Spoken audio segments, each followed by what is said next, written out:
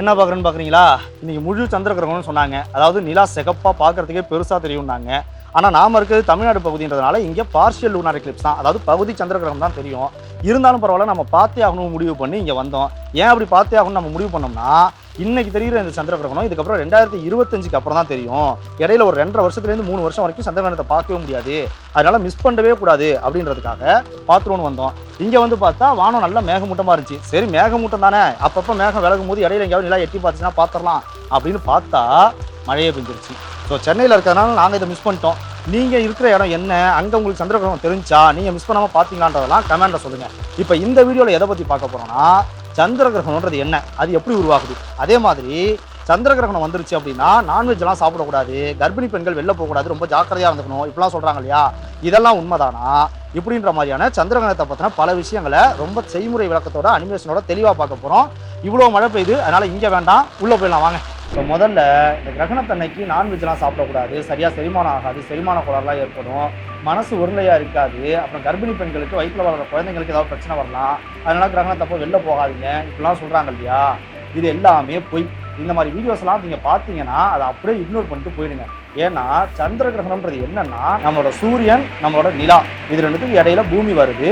பூமியோட நிழல், அதாவது சூரியனோட வெளிச்சம் வந்து அந்த ஒளி வந்து பூமி மேலே பட்டுறதுனால பூமியோட இன்னொரு பக்கத்துல அதோட நிழல் விழுது இல்லையா, அந்த நிழல் போயிட்டு நேரடியா நம்மளோட நிலா மேல விழுது. அப்படி விழும்போது சூரியன்லேருந்து வர அந்த வெள்ளை ஒளியில 7 வண்ணம் இருக்கும். அதுதான் நம்ம வானவில்ல பார்க்குறோம். இந்த 7 வண்ணமும் நம்ம பூமியோட வளிமண்டலத்துல பட்டு பிரதிபலிச்சு குறைந்த அலைநீளம் உள்ள ஒளியெல்லாம் இந்த சைட்ல பிரதிபலிக்கப்பட்டு அதிக அலைநீளம் உள்ள சிவப்பு ஒளி மட்டும் நேரடியா குறுகி அப்படியே நிலாவுக்கு மேல, அப்படியே பூமிக்கு பின்பக்கத்துல நிலா மேல போய் விழுது. இப்படி விழுறதுனாலதான் நிலா அந்த நல்லா சிகப்பா தெரியுது. இப்ப யோசிச்சு பாருங்க, இந்த நிகழ்வுல சயின்டிபிக்கா உங்க உடம்புக்கு தீங்கு விளைவிக்கக்கூடிய இல்ல உங்க மனசை பாதிக்கக்கூடிய எந்த நிகழ்வு நிகழ்ந்துட போகுது? சூரிய ஒளி நேரடியாக கூட நம்ம மேல படுது. அது எப்போதுமே நிலா மேல பட்டு அந்த ஒளியை தான் நிலாவும் நம்ம மேல பிரதிபலிச்சுக்கிட்டு இருக்கு. இந்த நாள்ல அதுலயே ரொம்ப கம்மியான சூரிய ஒளி தான் அங்க பட்டு அது நமக்கு தெரியுது. இதுல என்ன பெருசா நடந்துட போகுதுன்னு தெரியல. ஆனா ஒவ்வொரு சந்திர கிரகணத்தப்பையும் இந்த மாதிரி பயமுறுத்தக்கூடிய விஷயங்களை பரப்பிக்கிட்டே இருக்காங்க. ஆதி காலத்துல வாழ்ந்த மனிதர்களுக்கு நிலா திடீர்னு சிகப்பா தெரியும், அது ஏதோ ஒரு துரதிருஷ்டவசமான சம்பவம், ஏதோ ஒரு கெட்டதை பறைசாட்டுது அப்படின்னு அவங்களுக்கு அறிவியல் பூர்வமாக வேறு எதுவுமே அது ஏன் நடக்குதுன்னு தெரியாததுனால அதை அவங்க நம்பிக்கிட்டு இருந்து அதையே காலப்போக்கில் கதையாக கட்டி பாம்பு நிலாவை முழுங்குது இந்த மாதிரிலாம் சொல்லிக்கிட்டு வந்திருக்காங்க. ஆனால் இப்போ வரைக்கும் அதை நம்பிக்கிட்டு எல்லா கிரகணத்தப்பையும் அதுதான் நடக்க போகுது, நம்ம உடம்புக்கு ஆபத்துன்னு சொல்லி பரப்புறது எந்த வகையான ஒரு அறிவுபூர்வமான செயல்னு தெரியல. அந்த மாதிரி வீடியோவை பார்த்தீங்கன்னா தயவு செஞ்சு இக்னோர் பண்ணிடுங்க. சரி, இப்போது லூனார் எக்லிப்ஸ்னா என்ன, அதே மற்ற நாடுகள்லாம் சிகப்பாக நல்லா பளிச்சுன்னு தெரிஞ்சு நம்ம நாட்டில் மட்டும் பார்ஷியல் தான் தெரிஞ்சுன்னு சொன்னோம் இல்லையா, அது ஏன்றதை பார்ப்போம். லூனார் எக்லிப்ஸில் மொத்தம் 3 வகை இருக்குது. ஒன்று டோட்டல் லூனார் எக்லிப்ஸ், இன்னொன்று பார்ஷியல் லூனார் எக்லிப்ஸ், இன்னொன்று பெனம்பரல் லூனார் எக்லிப்ஸ். இந்த 3 வகையும் பூமியோட நிழல் வந்து பூமிக்கு அந்த பின்பக்கமாக போய் விழுவும்னு சொன்னோம் இல்லையா நிலா மேலே, இந்த நிழலை வச்சு 3 வகையாக பிரிக்கிறாங்க. இந்த நிழல் 2 வகையாக இருக்குது. ஒன்று என்னென்னா, பூமியிலேருந்து விலகி விரிவடைஞ்சி ரொம்ப டிம்மான ஒரு நிழல் விழும். இந்த நிழலுக்கு பெனம்ப்ரா அப்படின்னு பேர். அப்படியே பூமிக்கு நேராக பின்பக்கத்தில் குறுகிய அடர்த்தியாக கருப்பாக நிழலுக்கு அம்ப்ரா அப்படின்னு பேர். இப்போது நிலா கொஞ்சம் கொஞ்சமாக நகர்ந்து இந்த பெனம்ப்ரா பகுதிக்குள்ளே வரும்போது அது கொஞ்சம் டிம்மான நிழல்ன்றதுனால நார்மலாக இருக்கிறத விட நிலா கொஞ்சம் டிம்மாக தெரியும். இதை தான் பெனம்பரல் லூனார் எக்லிப்ஸ் அப்படின்னு சொல்லுவாங்க. அப்புறம் நிலா கொஞ்சம் கொஞ்சமாக நகர்ந்து அந்த அடர்த்தியான நிழல் பகுதிக்குள்ளே பாதி நுழையும் போது பார்ஷியல் லூனார் எக்லிப்ஸ் ஏற்படுது. அதாவது பாதி நிலா அந்த பெனம்பரல் நிழல் பகுதியில் இருக்கும், பாதி நிலா அம்ப்ரா நிழல் பகுதியில் இருக்கும். இதை பார்ஷியல் லூனார் எக்லிப்ஸ்னு சொல்லுவாங்க. இது நடக்கிறதுனால தான் பாதி நிலா மட்டுமே மறைஞ்ச நிலையில் நமக்கு தெரியுது. அப்புறம் நிலா இன்னும் கொஞ்சம் கொஞ்சமாக நகர்ந்து முழுசாக அந்த நிழல் பகுதிக்குள்ள அந்த கருநிழல் விழக்கூடிய அந்த பகுதிக்குள்ளே போய் விழும்போது அப்போதான் நான் ஏற்கனவே சொன்ன மாதிரி சூரியனோட ஒளி வடிகட்டப்பட்டு அதில் உள்ள சிவப்பு நிறம் மட்டும் நேரடியாக அந்த நிழல் பகுதியில் உள்ள நிலா மேலே போய் விழுது, சிவப்பாக பளிச்சுன்னு நமக்கு நிலா தெரியுது. இதுதான் டோட்டல் லூனார் எக்லிப்ஸ், இல்லைனா ஃபுல் லூனார் எக்லிப்ஸ், இல்லைனா முழு சந்திர கிரகணம் அப்படின்னு சொல்லப்படுது. இப்போ இந்த லூனார் எக்லிப்ஸ் பூமியோட ஒரு சில நாடுகளில் மட்டும் முழு சந்திர கிரகணமா, அதாவது நல்லா பளிச்சுன்னு ரெட் மூணா தெரியுது. ஆனால் ஒரு சில நாடுகளில் அப்படி தெரியல, பார்ஷியல் தான் தெரியுது அப்படின்னு சொன்னோம் இல்லையா. அது ஏன்னா பூமியோட நிழல் போயிட்டு அப்படியே நிலா மேலே விழுறது தான் முழு சந்திர கிரகணம் இல்லையா. அப்போனா எந்தெந்த நாடுகளில் அந்த நேரத்தில் இரவு இருக்கோ அந்த இரவு உள்ள நாடுகளால் மட்டும்தான் அதை பார்க்க முடியும். இரவு இல்லாமல் அதுக்கப்புறம் அந்த சந்திர கிரகணம் நடந்ததுக்கு அப்புறமா இரவை நோக்கி நகர்ற நாடுகளால் அதை பார்க்க முடியாது. அந்த பகுதியில் தான், பூமியோட அந்த குறிப்பிட்ட பகுதியில் தான் நம்ம தமிழ்நாடு இருக்குது. ஆனால் இந்தியாவோட வடகிழக்கு பகுதியெல்லாம் கிட்டத்தட்ட அந்த லூனார் எக்லிப்ஸ் நடக்கிற நேரத்திலேயே பூமி சுழன்று கரெக்டாக அந்த இடத்துக்கு போயிடுச்சு. அந்த பகுதியோட நிழல் போயிட்டு நிலா மேலே விழுது, சிவப்பாக தெரிஞ்சிருது.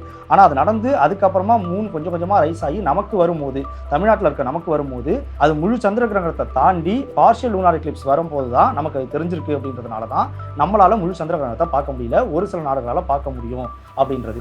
இப்போ என்கிட்ட ஒருத்தவங்க ஒரு கேள்வி கேட்டாங்க, அது ஒரு நியாயமான கேள்வியாக இருந்துச்சு. அந்த கேள்விக்கான பதிலையுமே இந்த வீடியோவில் சொல்லலாம்னு தோணுச்சு. என்னன்னா, நார்மலாக நிறைய செய்தி ஊடகங்களில் மதியம் 2 மணிக்கு மேலே, கிட்டத்தட்ட 2:45 அந்த மணிக்கு மேலே சந்திர கிரகணம் ஆரம்பிக்கும் அப்படின்னு போட்டிருக்காங்க இந்திய நேரப்படி. அப்படின்னா அந்த நேரம் வந்து நமக்கு பகல் தானே, அதாவது மதியம் 2:30 மணின்றது நமக்கு பகல் நேரம். அப்போ எப்படி சந்திர கிரகணம் ஸ்டார்ட் ஆகும் அப்படின்னு கேட்டிருந்தாங்க.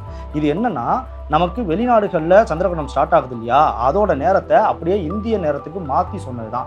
அதனால நமக்கு மதியம் 2 மணின்றது இன்னொரு நாட்டுக்கு இரவாக இருக்கும் இல்லையா, அப்படி இன்னொரு நாட்டுக்கு இரவாக இருக்கிற நேரத்தில் சந்திர கிரகணம் ஸ்டார்ட் ஆகிடுச்சு அப்படின்றதான் செய்தி ஊடகங்கள்லாம் அப்படி குறிப்பிட்டிருந்தாங்க.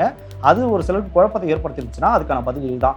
நமக்கு மூன் ரைஸ் ஆகிறது 5 மணிக்கு மேலே தான் அப்படின்றதுனால நமக்கு அந்த 2:30 மணிக்கு ஆரம்பித்த அந்த லூனார் எக்லிப்ஸ் அப்போ நம்ம இந்த பக்கம் பூமியோட வெளிச்சம் இருக்கக்கூடிய பக்கம் பகல் பக்கத்தில் இருந்தோன்றதுனால நமக்கு அப்போ தெரியாது.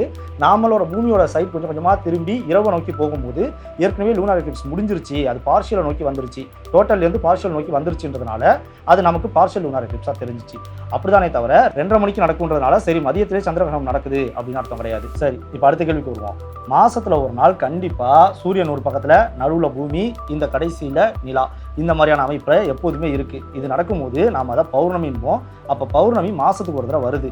அப்படின்னா ஏன் எல்லா மாதமும் சரியாக பூமியோட நிழல் போயிட்டு நிலா மேலே விழுந்து நிலாவை சிவப்பாக காட்டுறதில்ல அப்படின்னு ஒரு சந்தேகம் வரும். இதுக்கு என்ன காரணம்னா, இது இந்த வகையை பொறுத்து மட்டும், அதாவது சூரியன், அதுக்கு நடுவில் பூமி, அதுக்கு கடைசியில் நிலா அப்படின்றத பொறுத்து மட்டும் மாறுபடுறதில்ல. பூமியை நிலா சுற்றுற அந்த ஆர்பிட்டை பொறுத்தும், பூமி நிலா ரெண்டுமே சேர்ந்து சூரியனை சுற்றுற ஆர்பிட்டை பொறுத்தும் தான் இது மாறுபடுது. எப்படின்னா, நம்ம நிலா பூமியை சுற்றுற ஆர்பிட் அப்படியே சமமாலாம் இருக்காது. அது 5.2 டிகிரி கொஞ்சம் சாஞ்ச கோணத்தில் தான் இருக்கும். அப்படின்னா இப்போ நிலா நம்ம பூமியை சுற்றி வரும்போது இது அப்படியே பூமிக்கு பின்பக்கம், அதாவது சூரியனுக்கும் அதுக்கு நடுவில் பூமியும் அதுக்கு அப்படியே பின்பக்கத்தில் நிலா போகும்போது அது நம்ம பூமிக்கு அப்படியே நேராக பின்னாடி இருக்காது, கொஞ்சம் மேல் நோக்கி ஒரு 5.2 டிகிரி மேல் நோக்கி நகர்ந்திருக்கும். அப்படி இருக்கிறதுனால பூமியோட நிழல் விழற பகுதியில் நிலா இருக்காது, கொஞ்சம் மேல் நோக்கி இருக்கிறதுனால இப்போ நம்ம பூமியோட ஒரு பக்கத்தில் எப்படி சூரியன் படுதோ அதே மாதிரி நிலாவோட ஒரு பக்கத்துலேயும் சூரியன் பட்டுக்கிட்டு இருக்கும். அந்த வெளிச்சத்தை அப்படியே நிலா நமக்கு திரும்ப கொடுக்கறதுனால, ரிஃப்ளெக்ட் பண்ணுறதுனால அன்னைக்கு நமக்கு பௌர்ணமி தெரியுது. ஆனால் சந்திர கிரகணத்தப்ப என்ன நடக்குதுன்னா, நிலாவும் பூமியும் சேர்ந்து சூரியனை சுற்றுது இல்லையா, அதில் ஏதோ ஒரு கட்டத்தில் மட்டும் நிலாவும் பூமியும் சரியாக இந்த பொசிஷனில் வந்து நிற்கும். அப்படின்னா சூரியன், பூமி, நிலா 3 ஒரே நேர்கோட்டில் வந்து நிற்கும் ஒரு பொசிஷனில் மட்டும்.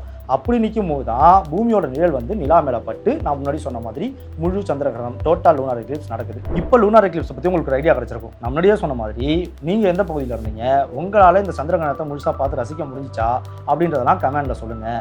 அதே மாதிரி சந்திர கிரகணத்தை அன்னைக்கு நமக்கு உடம்பு சரியாமல் போயிடும், மனசில் பாதிப்பு ஏற்படும், இந்த மாதிரியான மூடநம்பிக்கைகள்லாம் விட்டுட்டு இயற்கையில் நடக்கிற இந்த அழகான நிகழ்வை, எப்பயாச்சும் நடக்கக்கூடிய இந்த நிகழ்வை பார்த்து கண் கூட ரசிங்க. அதே மாதிரி நிலாவை பற்றி நம்ம ஏற்கனவே நிறைய வீடியோஸ் பேசியிருக்கோம், செய்முறை விளக்கத்தோடு செஞ்சு காமிச்சிருக்கோம். உதாரணமாக அமாவாசை பௌர்ணமி மாதம் மாதம் எப்படி வருது, நிலா ஏன் இந்த மாதிரி சிகப்பாக மாறுதுன்றதை கூட. அது மட்டும் இல்லாமல் நிலாவோட ஒரு பக்கத்தை மட்டும் தான் நம்மளால் பார்க்க முடியும், இன்னொரு பக்கத்தை பார்க்கவே முடியாது, ஏன்னா டைட்லாம் லாக் ஆயிருக்குன்னு சொல்லுவோம் இல்லையா, இது எப்படி நடக்குது இப்படின்றதெல்லாம் செய்முறை விளக்கத்தோடு நம்ம ஏற்கனவே நம்ம சேனலில் பேசியிருக்கோம். அந்த வீடியோஸ்லாம் இந்த பிளேலிஸ்ட்டில் இருக்குது. விருப்பம் உள்ளவங்க இந்த பிளேலிஸ்ட்டை கிளிக் பண்ணி அதில் இருக்க வீடியோஸ்லாம் பாருங்கள்.